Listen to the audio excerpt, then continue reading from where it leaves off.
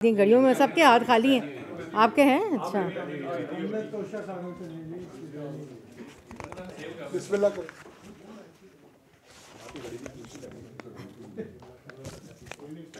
उस तरह की नहीं है जी। बिस्मिल्लाहिर्रहमानिर्रहीम।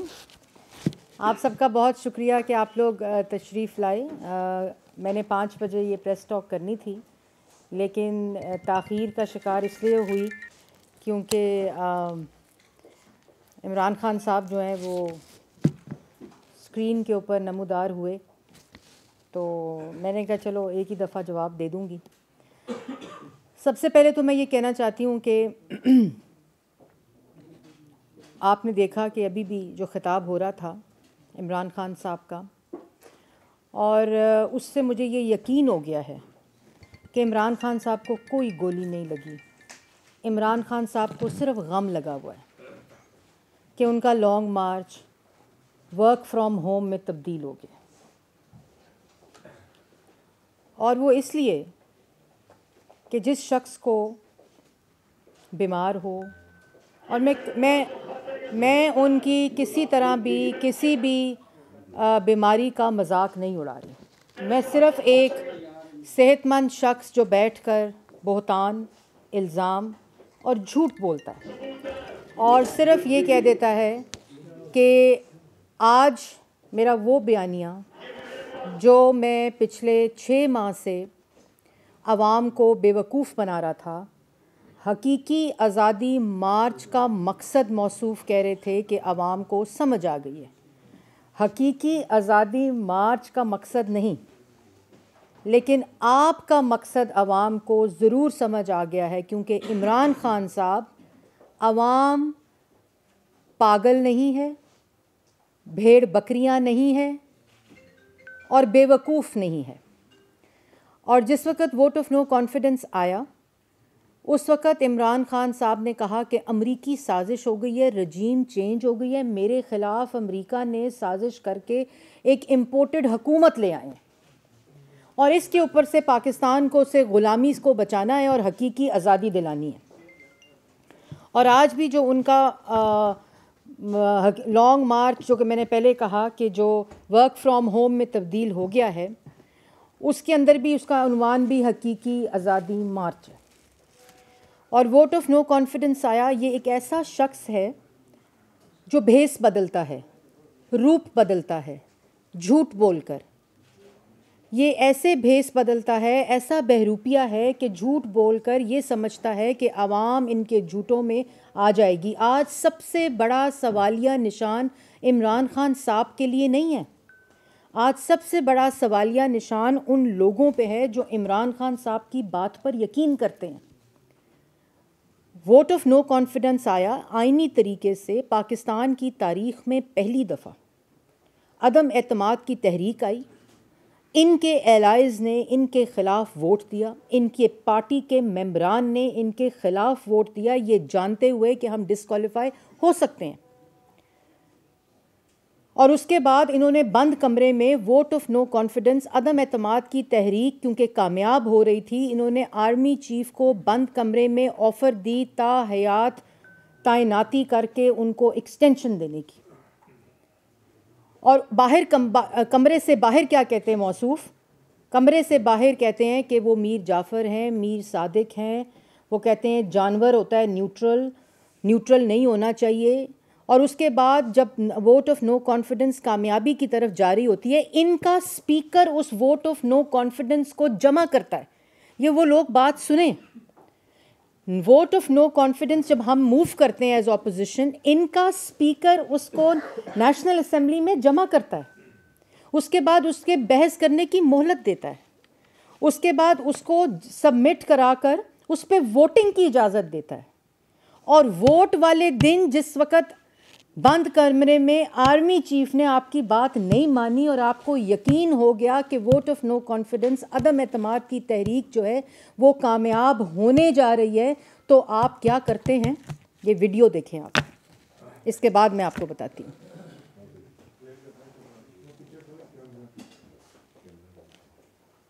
आवाज़ ऊंची करें। मुदाखलत की गई, साजिश की गई, वज़ीर-ए-आज़म इमरान खान की ज़ेरे सदारत इजलास हुआ। कोई बैरूनी साजिश नहीं हुई है। क्या बैरून मुल्क की मदद से रजीम चेंज की जा सकती है पाकिस्तान में?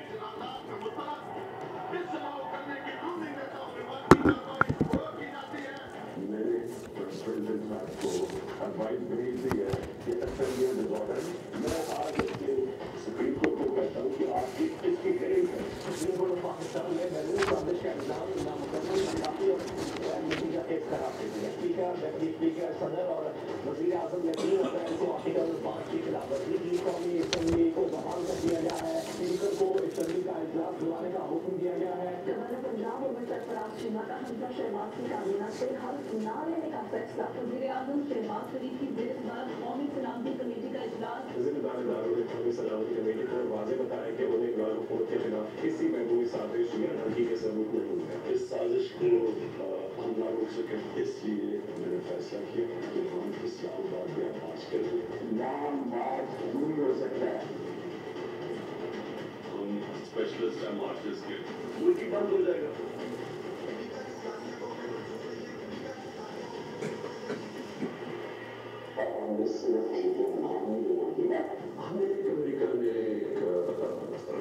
अमेरिका ने बाहर से कतार से निकालने का इल्जाम इमरान खान का मेगा यूटर्न सामने आ गया। इमरान खान ने कहा कि अमरीकी साजिश का मामला खत्म हो चुका।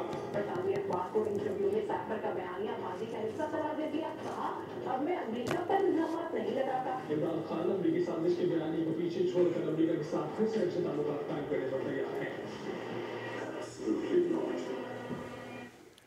ये सारी गुफ्तगू एक ही शख्स कर रहा है और इसी बहरूपिये की बात मैं आप लोगों से कर रही थी, जो झूठ बोलकर भेस बदलता है और आवाम को और उन लोगों को जो इसकी बात सुनते हैं उनको भेड़ बकरियां, बेवकूफ़ और पागल समझता है।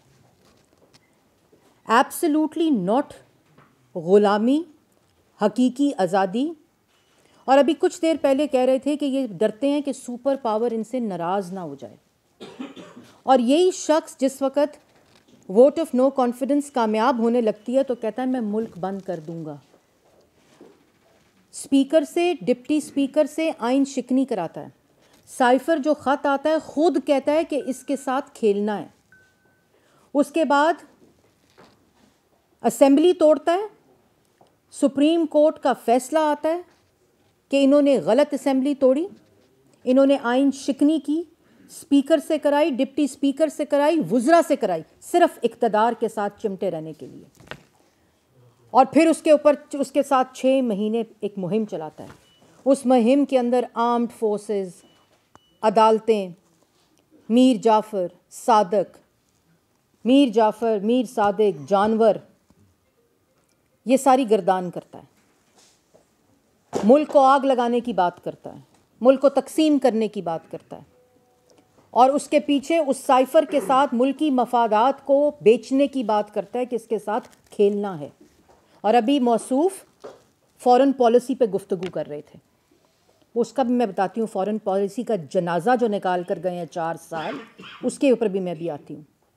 उसके बाद ना सिर्फ वफाक में ये करता है बल्कि पंजाब में भी यही करता है। आइन शिकनी कराता है, स्पीकर से कराता है, डिप्टी स्पीकर से कराने की कोशिश करता है, गवर्नर से कराता है, क्योंकि वोट ऑफ नो कॉन्फिडेंस जो है वो कामयाब हो रही थी। और आज जिस वक़्त अमेरिका से माफ़िया मांगने, तरले मिन्नतें की बातें करते हैं तो कहते हैं it is over and it is behind me. ये शख्स एब्सोल्युटली नॉट कहने वाला शख्स। मुझे तो तरस आता है जिन्होंने अपनी गाड़ियों पे वो स्टिकर लगाए थे एब्सोल्युटली नॉट के और हकीकी आज़ादी के, उनको तो मशवरा दे दें कि स्टिकर कौन सा लगाना है। अब इमरान खान साहब, it is not over and it is not behind us, it is in front of us and you will have to answer. It is absolutely yes now, क्योंकि आपको जवाब देना पड़ेगा। और ये तमाम बयानियाँ, हकीकी आज़ादी का शोर वो चोर मचा रहा था जिसने हरम शरीफ की जो अक्स था उसकी घड़ी कौड़ियों के दाम बेची। अवाम के सामने मदीना की रियासत बनाने की बात करते हैं, कानों के अंदर इस्लामिक टच देने की बात करते हैं, और पीछे दरवाजे से वारदातें डाल के तोशा खाना में दुकान लगाई हुई थी और वहाँ तोशा खाना की घड़ियों की गलत एवैल्यूएशन करके उनको ख़रीदे बग़ैर बेच के, ये घड़ी जो इन्होंने बेची इसको ख़रीदने के पैसे तोशा खाना में जमा नहीं कराए थे जिस वक़्त ये घड़ी बेच रहे थे। हमारी घड़ी तो हमें वक्त बताती है, इमरान खान की घड़ी ने इमरान खान की औकात बताई है।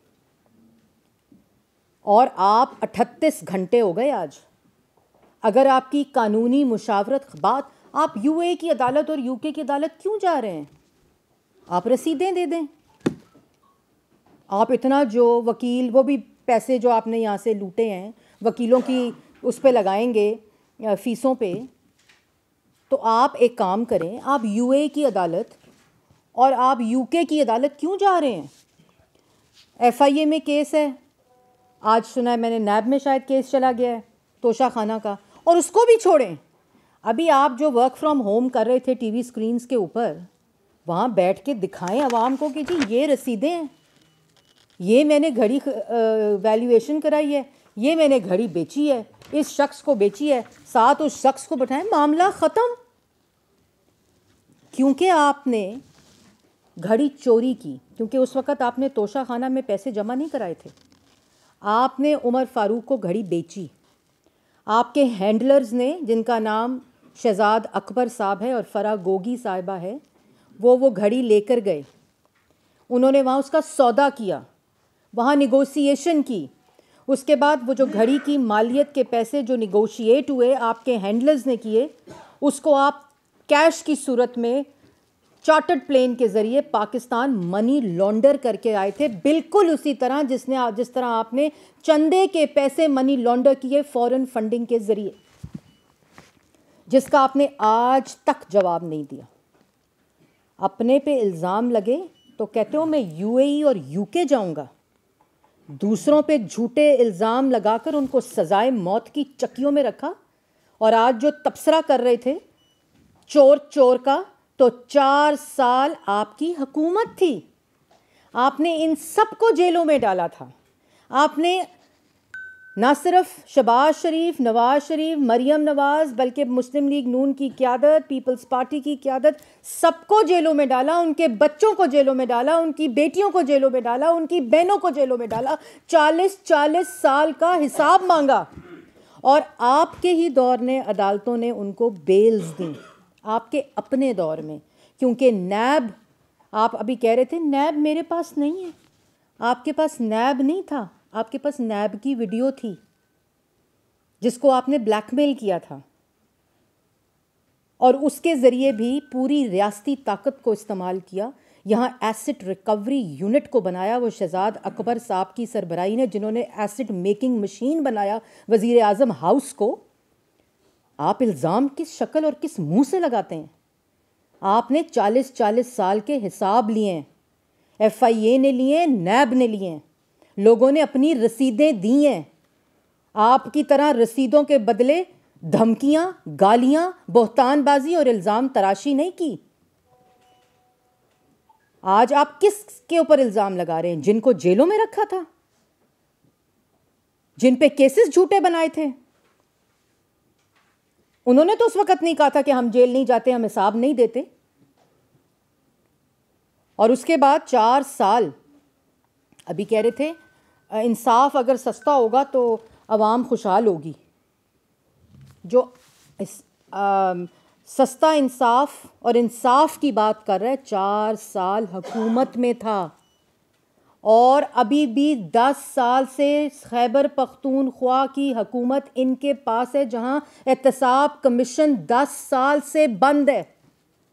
ये उन लोगों के लिए सुनना बहुत ज़रूरी है कि जो शख्स इंसाफ की बात कर रहा है, जहां उसकी हुकूमत है खैबर पख्तूनख्वा में, वहाँ 10 साल से, जब से इनकी हुकूमत है, एहतसाब कमीशन बंद है, उसको ताला लगा हुआ है। पंजाब के अंदर आपकी हुकूमत है, दें इंसाफ लोगों को, वहाँ आप कहते हैं कि मैं प्राइवेट अस्पताल से मेडिकल लीगल कराऊंगा और मेरी एफआईआर मेरी मर्जी से मेरे नामों के मुताबिक काटी जाए, तो फिर पंजाब के और पाकिस्तान के हर शहरी को यह हक हासिल होना चाहिए कि वो किसी भी अस्पताल से मेडिकल लीगल कराए, और उसके पास भी ये इख्तियार होना चाहिए कि जिस शख्स का वो नाम ले उस शख्स का नाम सबूत के बगैर उस एफआईआर में दर्ज होना चाहिए। पंजाब में आपकी हुकूमत है, खैबर पख्तून में आपकी हुकूमत है, लाएं कानून में तरमीम और दें ये हक सब पाकिस्तान के शहरियों को, तब बात करें कि इंसाफ जब होता है तो आवाम खुशहाल होती है। आज आप ये समझें कि आपकी मंशा, आपकी ताकत, आपकी ज़िद, आपका तकब्बुर हो और आपकी मर्ज़ी पे कानून चले, ऐसा नहीं हो सकता। और आप कहते हैं कि जिस शख्स का मैं नाम लूँ, जिन को मैं अपने कत्ल के मुकदमे में नामजद करूँ, उसकी एफआईआर कट जाए। क्यों? आप सबूत लाएं। अब अपने ऊपर इल्ज़ाम आए, अपने ऊपर सबूत आए, तो मैं यूएई और यूके जाके हिसाब कराऊंगा।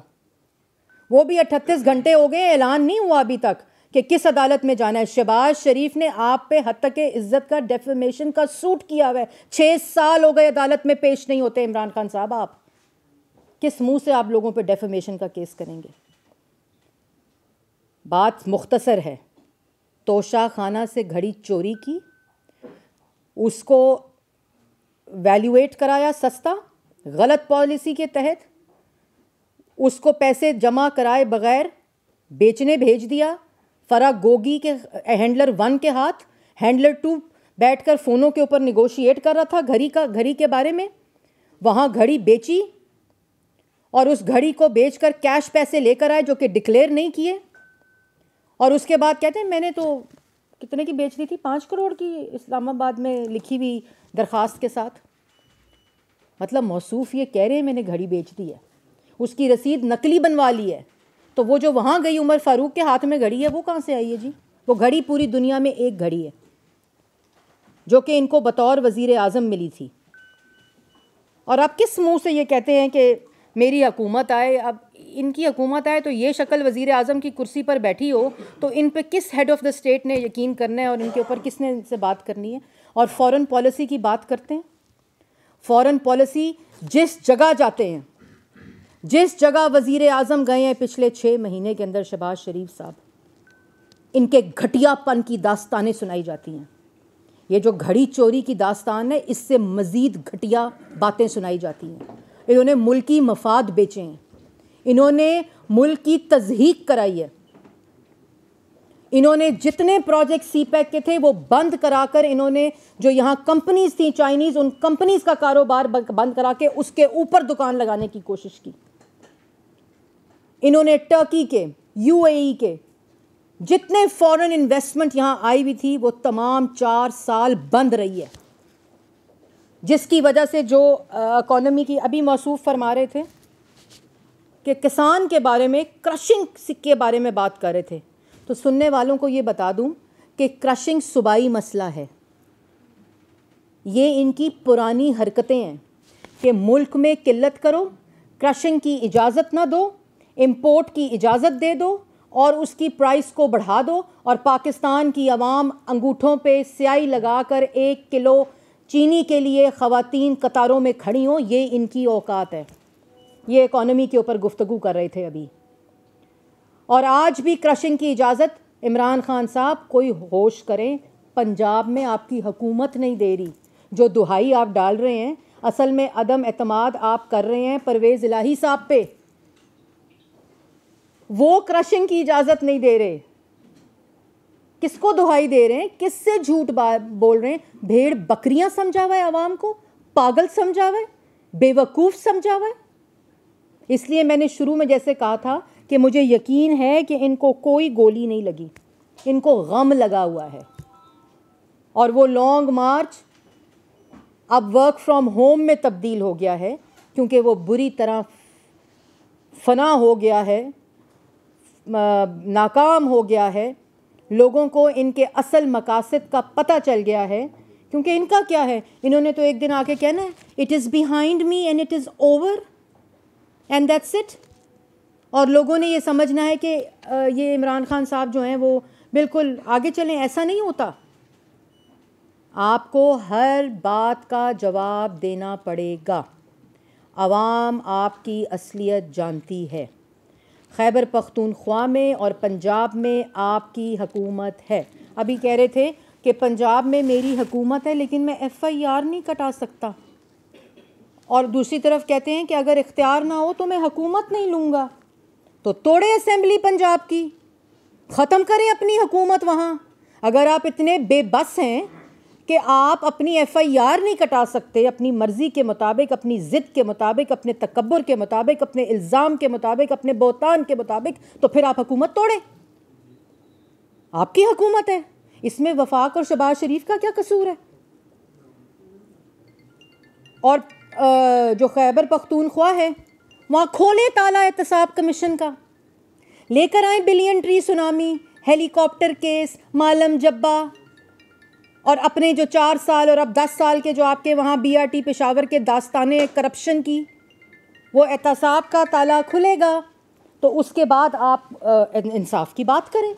भाई पंजाब में तुम्हारी हुकूमत, 4 साल आप हुकूमत करके गए, मुल्क में तारीख़ी महंगाई हुई, तारीख़ी कर्ज़े लिए गए, तारीख़ी बेरोज़गारी हुई, तारीख़ी गुर्बत हुई, मुल्क की फ़ॉरेन पॉलिसी तबाह की, कश्मीर का सौदा तबाह किया। बात करते हैं नवाज़ शरीफ की। आज तकलीफ़ क्यों है नवाज़ शरीफ की, ये सब जानते हैं। तुम्हारे बच्चे टिम्बकटू में रहते हैं। कहाँ रहते हैं तुम्हारे बच्चे? वो ऑफशोर कंपनी कहाँ से पैसे लेकर गए थे, जो ऑफशोर कंपनी को फिर यहाँ लाके कहते हो मेरी बेगम ने दिया, बनी गाला का महल दिया। किस मुंह से बातें करते हैं ये, कैसी बातें करते हैं? पाकिस्तान की आवाम आपको, और कहते हैं जुल्म जो है, लोग जो हैं वो जुल्म के ख़िलाफ़ निकलेंगे। मैंने ये तो दसो जुल्म होया केड़ा है? आपसे घड़ी का हिसाब मांग रहे हैं, आपसे फ़ॉरेन फंडिंग का हिसाब मांग रहे हैं, आपसे तोशाखाना के डाकों का हिसाब मांग रहे हैं, आपसे हीरे जो आपने अपने इख्तियारात को इस्तेमाल करके फराह गोगी ने आपकी बुशरा बीबी के कहने पे 2 कैरेट को 5 कैरेट किया, उसका हिसाब मांग रहे हैं। ज़मीनों के लेन देन का हिसाब मांग रहे हैं। LNG LPG बिजली के मंसूबों में जो माफियाज़ को आपने फ़ायदे दिए उसका हिसाब मांग रहे हैं। आज जो किल्लत गैस की मुल्क के अंदर होने जा रही है, आपको ये पता होना चाहिए कि जिस वक्त $2 के ऊपर LNG मिल रही थी, इन्होंने अपने यहाँ फर्नेस ऑयल के माफियाज़ को बिठाया हुआ था, जिन्होंने नई LNG का सौदा किया और उन्होंने नई LNG ख़रीदी और वो फर्नेस ऑयल के ऊपर अपने ये प्लांट्स चलाते रहे। और आज बातें देखो। इसलिए ये तमाम नौटंकी जो है, ये जो तमाम तमाशे हैं, जुल्म वो होता है कि आपको पहले दिन जेल डाल दिया जाता, जैसे आपने डाला था। जुल्म वो होता है कि आपकी बहनों को, आपकी बेटियों को, आपके बेटों को जेलों में डाला जाता बग़ैर वारंट के। आप आज वारंट्स की बात कर रहे थे ना। जुल्म वो होता है कि जब बाप को एक जेल में डाला जाए, उसके 7 कमरे के अंदर बेटी को हथकड़ियाँ लगा के जेल में डाला जाए। जुल्म ये होता है कि किसी की बहन को जेलों से घसीट के, हस्पतालों से घसीट के लेकर आया जाए, क्योंकि आपका ज़िद और तकब्बुर होता है। जुल्म ये होता है कि किसी को जेल में नमाज पढ़ने के लिए कुर्सी ना दी जाए, डॉक्टर की तक रसाई ना दी जाए, दवाई ना दी जाए, अपने टेस्ट की रिपोर्ट ना दी जाए। ये जुल्म होता है। जुल्म ये होता है कि किसी के ऊपर सबूत के बगैर उस पर इल्ज़ाम लगाकर उसको सजाए मौत की चक्की में डालकर उसके ऊपर कीड़ियाँ डाली जाए, जिसने अपने मुंह से आज तक उसकी बात नहीं की। ये जुल्म होता है जो हमने सहा है, हमारी जमात ने सहा है, हमारे कायदीन ने सहा है। तुम जुल्म की बात करते हो। खालिद साहब एक्सप्रेस न्यूज़ से। हाँ जी मैडम, गुज़श्ता 6 माह से कानूनी और आईनी रुकावट डाली जाती है जो हुकूमत के लिए जो है मुश्किलात पेश करती है। अब भी एक आईनी अपॉइंटमेंट होने जा रही है और इजलास यही है कि वानस सदर में एक डिलेइंग पॉलिसी जो है बनाई जाएगी। उसका मतबादल आपने क्या सोचा है? और दूसरा, इसहाक डार की मुलाकात आज हुई थी, उसका क्या होगा? जी बिल्कुल, इसहाक डार साहब की मुलाकात हुई थी प्रेसिडेंट के साथ और उसकी एक प्रेस रिलीज़ भी इशू हुई है और आप सबके पास वो मौजूद है। जो बेड़ा गर्क इकॉनमी का ये करके गए थे, श्रीलंका बनाने की पूरी कोशिश थी और अब शोर इसलिए मचाया जा रहा है क्योंकि अपनी सियासत की लंका डूब रही है। तो वो तमाम चीज़ें अपडेट करने गए थे सदर साहब को और उसकी एक मुफस्सल प्रेस रिलीज़ आ चुकी है। मेरे ख्याल में जो ऑफिशियल स्टांस आया है फाइनेंस मिनिस्ट्री का, वही उसके बारे में ख़बर है। जवेद साहब, दुनिया न्यूज़। स्पोर्ट्स से मुतालिक मेरा एक सवाल है कि फीफा वर्ल्ड कप दिखाया जा रहा है लेकिन PTV स्पोर्ट्स नहीं दिखा रहा, वजीर हैं, तो उसकी क्या वजूहत है? बड़ा ही अच्छा सवाल किया आपने जावेद, मैंने इसके ऊपर पूरी प्रेस टॉक करनी है। और जब मैंने ये पता किया, जब हम आए, हमारी गवर्नमेंट आई, तो जिस वक्त आपको याद है कि मैंने एक प्रेस टॉक की थी ए स्पोर्ट्स वाली, ARY को जो इन्होंने एक्सप्रेशन ऑफ इंटरेस्ट जाली देकर उसकी पूरी, आपको मैंने जो अभी FIA के अंदर पूरी इन्वेस्टिगेशन भी हो रही है, तो मैंने इसी तरह फ़ीफ़ा के बारे में पूछा। उस वक़्त मुझे ये कहा गया कि पाकिस्तान टेलीविज़न ने फ़ीफ़ा के एयरिंग राइट से विड्रॉ कर लिया था अक्टूबर 2021 में। और क्यों कर लिया था? क्योंकि वो जो बगल बच्चा ए स्पोर्ट्स बनाया गया था उसको राइट्स देने के लिए एक्सक्लूसिव MD PTV ने और जो वजारत थी, क्योंकि वजारत बोर्ड में होती है, उन सब ने ये फ़ैसला किया PTV ने कि अपने फ़ीफ़ा के airing FIFA World Cup, which is इस वक्त वो पूरी दुनिया का एक महवर बना हुआ है खेल के मैदान के अंदर, और उसको एक चैनल को, जिस चैनल को उस एक्सप्रेशन ऑफ इंटरेस्ट के बाद लाइसेंस दिया पेमरा ने, जब ये एक्सप्रेशन ऑफ इंटरेस्ट दे चुके थे, वो चैनल भी मौजूद नहीं था, उसकी खातिर, उसके बिजनेस की खातिर विड्रॉ किया गया। PTV ने खुद विड्रॉ किया फ़ीफ़ा की एयरिंग से। ये जुल्म हुआ है इस अदारे के साथ। और अब हम जो फ़ीफ़ा की एडमिनिस्ट्रेशन है, पिछले 4-5 महीने से हम लोग उनके साथ नेगोशिएशन में हैं, बहुत करीब आ गई है। इंशाल्लाह हमारी पूरी कोशिश है, क्योंकि ख़ाली बिज़नेस नहीं, बल्कि बिज़नेस तो अपनी जगह पे है जो पाकिस्तान टेलीविज़न के लिए ऑफ कोर्स आएगा, लेकिन जो ये स्पोर्ट्स के शायकीन हैं, लोग हैं, पाकिस्तान की आवाम है, उनके लिए बहुत ज़रूरी है कि पाकिस्तान टेलीविज़न जो है वो ये राइट्स वापस ले और फ़ीफ़ा वर्ल्ड कप को दिखाने के लिए हम उनके साथ बातचीत करें। मुझे उम्मीद है, कोशिश पूरी है कि हम इंशाल्लाह कामयाब हो जाएंगे। उस्मान खान समा से।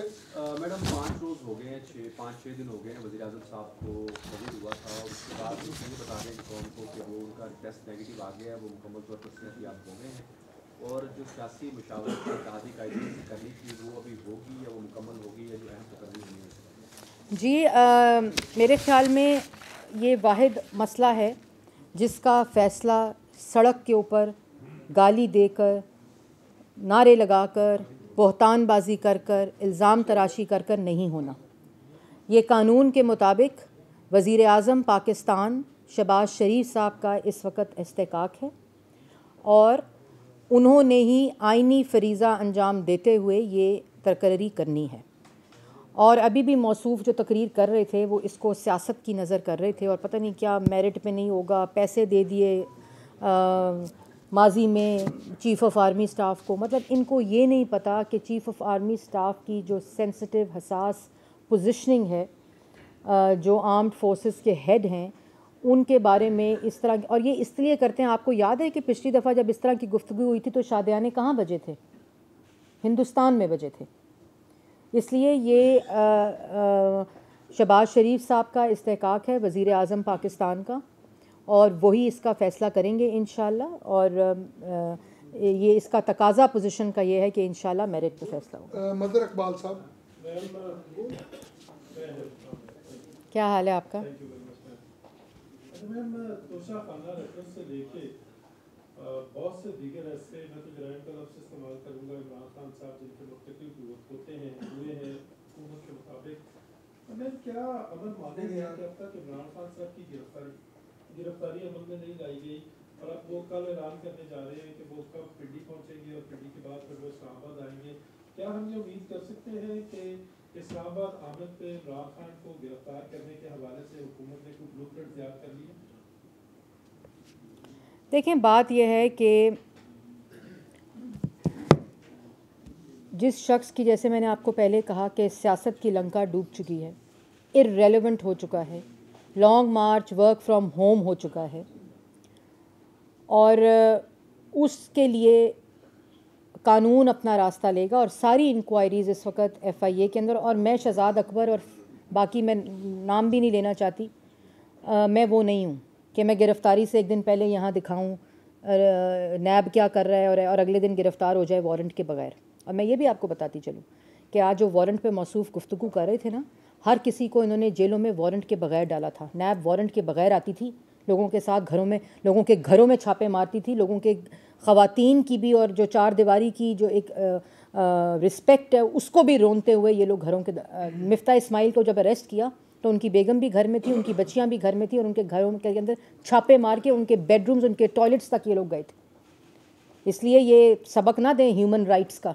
और आज बात कर रहे थे कि उफ़, आज भूल गई मैं, ये बात कर रहे थे कि मीडिया अंडर बड़ा प्रेशर है, मीडिया बहुत अंडर प्रेशर है, मेरे पे बड़ा जुल्म हो रहा है, मेरी आवाज़ पे बड़ा 28 मिनट आज भी इमरान खान लाइव रिकॉर्डेड जो पैमरा का वो है वो चल रहे हैं। इमरान खान साहब, कौन सी आवाज़ बंद है आपकी? आवाज़ बंद तो नवाज़ शरीफ और मरीम नवाज़ की हुई थी। आवाज़ बंद मुझे आज तक है, शहबाज शरीफ जब नैब कोर्ट जाते थे तो इनके लोग वो जो अफसर होते थे सरकारी, वो जो बड़े बड़े लाउड स्पीकर्स होते हैं उनको ज़ोर ज़ोर से बजाते थे कि शहबाज शरीफ साहब मीडिया से बात ना कर सकें। और बाकी रही बात सहाफ़ियों की, तो किस सहाफ़ी के पेट में गोली मारकर पाक के अंदर उसको गोलियां मारी गई हैं? किस सहाफ़ी के नाक की हड्डियां तोड़ी गई हैं? किस सहाफ़ी को उनकी बच्ची के घर के बाहर से अगवा किया गया? किस सहाफ़ी के कलम को बंद करके उसके टॉक शोज़ को बंद किया गया? बता दें ना, कोई ऐसा मुझे केस बता दें कि जो कि इमरान खान साहब के दौर में प्रेडेटर कहा गया इमरान खान साहब को इंटरनेशनल जो सहाफ़ी ऑर्गेनाइजेशंस हैं सहाफ़त के लिए। तो ये बातें जो हैं आवाम को, जैसे मैंने अभी पहले कहा, ना पागल समझें, ना भेड़ बकरियां समझें, ना बेवकूफ़ समझें, वो आपके असल मकासद से वाकफ़ हैं। शहरियार साहब सुनो टीवी से। मेरा सवाल सिर्फ मुख्तसर शहरियार साहब आपने सुनो ज्वाइन कर लिया? हाँ जी। अच्छा, बड़ा मुख्तसर सवाल है। सवाल ये है कि ये हम पिछले दौर में भी कहते थे इमरान खान साहब को कि अगर आपको इतनी शिकायत है, अगर इतने ये करप्ट हैं, चोर हैं, तो आप इनको जेलों में क्यों नहीं डालते, केसेस क्यों नहीं बनाते इनके ऊपर। तो अब आपने जैसे बताया कि गैस का आपका बड़ा सस्ता मायदा था, वो ख़त्म कर दिया, एक मुजरमाना हरकत थी, जिसके बाद आज सूरत हाल ये है कि मुल्क में गैस दस्तयाब नहीं है। तो नदीम बाबर साहब को या अब्दुल रज़ाक साहब हैं या जितने भी मावनीन ख़ुसूसी थे जिन्होंने मुल्क को नुकसान पहुँचाया, जिन्होंने ये PTV की स्पोर्ट्स को नुकसान पहुँचाया, तो उनके खिलाफ क्या एक्शन ले रही है आपकी गवर्नमेंट? मैंने जी आपको पहले बताया है कि PTV का केस इस वक्त FIA के अंदर इंक्वायरी स्टेज पर है और फाइनल स्टेज पे है। और ये जो लोग हैं ये अदालत में गए हैं, पहले इनको स्टे मिला, उसके बाद अब उसके ऊपर आर्ग्यूमेंट्स जो हैं और वो अदालत के अंदर शुरू हो चुकी है। और इंशाल्लाह मुझे ये उम्मीद है कि अदालत कौमी अदारे जो पाकिस्तान टेलीविज़न है उसके राइट्स को देखते हुए और उसके साथ जो इन्होंने हशर किया है इस अदारे के साथ उसको देखते हुए फ़ैसला करेगी। बल्कि और उसके साथ साथ FIA के अंदर ऑलरेडी ये इंक्वायरी हो रही है।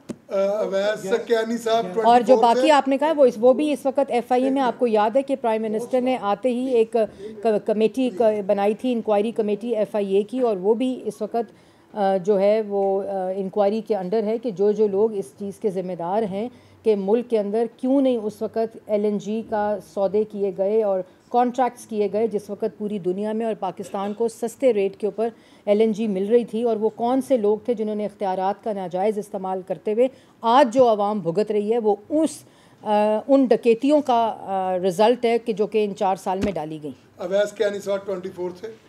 इत्तलात ने आपसे मुतालिक जो ज़ुबान इस्तेमाल की फवाद चौधरी के लिए आपका क्या पैगाम है? ये उनके घर की परवरिश और उनके घर का जो बेटियों और बहनों और औरतों के साथ एहतराम है उसको जाहिर करता है। सनाउल्लाह साहब डांस से। 2 सवाल जी। आप मैडम एज ए वज़ीर आज सेक्रेटरी को या किसी इदारे के हेड को ऑर्डर करती है कि आपने विड्रा कर दें, तो उस सेक्रेटरी को या MD को वो अहकामात मानने चाहिए। दूसरी बात मेरी ये है, नहीं मुझे आपकी बात नहीं समझ आई। मैं ये कह रहा हूँ फीफा के जो वापस लिए गए आपकी PTV में, कौन जिम्मेदार था उसका, किसके आर्डर? MD PTV और PTV स्पोर्ट्स के जो हेड होते हैं और उसके बाद जो उसका बोर्ड होता है। अब मुझे ये मैं पता करवा रही हूँ, इंक्वायरी है कि जो बोर्ड है वो उसमें लेकर गए थे, क्योंकि यहाँ एक ऐसी रवायत थी कि एजेंडा एक ही होता था और उसके बाद with the permission of the chair वो चीज़ें जो होती थी उनको अप्रूव कर दिया जाता था without any papers in the front.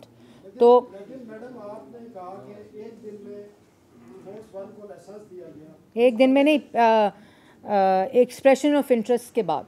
जी बाद में दिया गया, और आप जिससे दिया आपने उनको 3 साल की एक्सटेंशन दी चेयरमैन बनना, नहीं, चेयरमैन पेमरा का काम ये है, और मैं चेयरमैन पेमरा का अगर इसमें ज़िम्मेदार हैं तो वो भी कानून के नीचे आएंगे।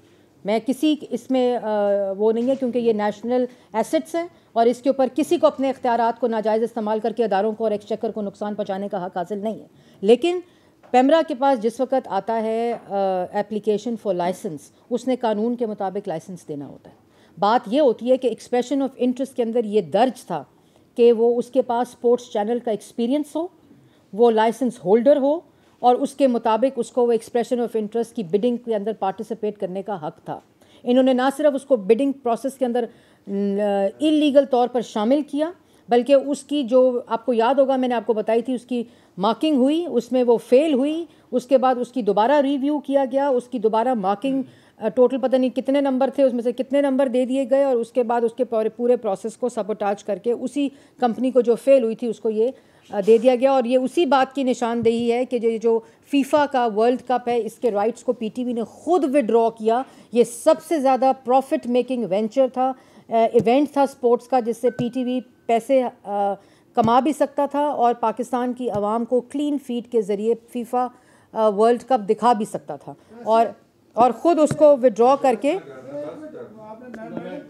पांचवा सवाल है, पैसे लिए बगैर दोषाखाना से घड़ी किसने दी, कौन जिम्मेदार है? इमरान खान।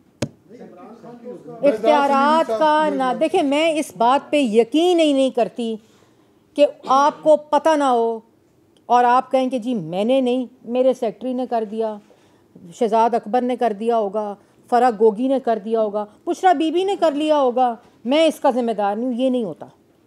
आप ज़िम्मेदार भी हैं और आप वो शख्स हैं जिन्होंने अपने हैंडलर्स के ज़रिए ये मनी लॉन्ड्रिंग की है। बेजाज सलीमी साहब, न्यूज़ 1 से। मैडम ये बताइएगा कि एक तो ये बता रहे हैं कि कब तक नए आर्मी चीफ की ऑफिशियल अनाउंसमेंट ये हम तो कर सकते हैं, और दूसरा ये कि इसहाक डार साहब की सदर आरब अलवी से जो मुलाकात हुई है, तो हम कह सकते हैं कि हुकूमत और पीटीआई में कोई मुज़ाकरात का कोई डोर ओपन हो गया, और आने वाले दिनों में क्या हम तो कर सकते हैं कि इसके नतीजे में जो ये लॉन्ग मार्च है ये भी इख्तिताम पजीर हो जाए। वर्क फ्रॉम होम जो है, ये तो आपका अपनी राय है, लेकिन भाई मुशावरत किस पे हो जो लॉन्ग मार्च ही नहीं रहा, जो हकीकी आज़ादी it's over and it's behind me हो गई है, उसके ऊपर मुशावरत करें और डोर ओपन करें। कैसी बातें कर रहे हैं आप? ये तो इतनी तो बात ना करें ना। नहीं नहीं, ऐसी बात नहीं है। जो लोगों पे इल्ज़ाम लगाए, जो लोगों पे बहतान लगाए, जो 4 साल हम लोगों ने फैटफ के अंदर और दूसरी चीज़ों के अंदर दहशत गर्दी के ख़िलाफ़ इन लोगों को पार्लियामेंट के अंदर उस वक़्त जिस वक़्त इन्होंने हमें जेलों में डाला हुआ था, हमने मुल्क की खातिर इन चीज़ों के ऊपर इनका साथ दिया, क्योंकि वो मुल्क के बारे में बात वो थी। ये तो खुशकिस्मत है कि इनको ऐसी अपोजिशन मिली थी कि जो समझती थी कि नेशनल इंटरेस्ट क्या होते हैं। उस वक़्त हमने और बाहर निकल के जहाँ ये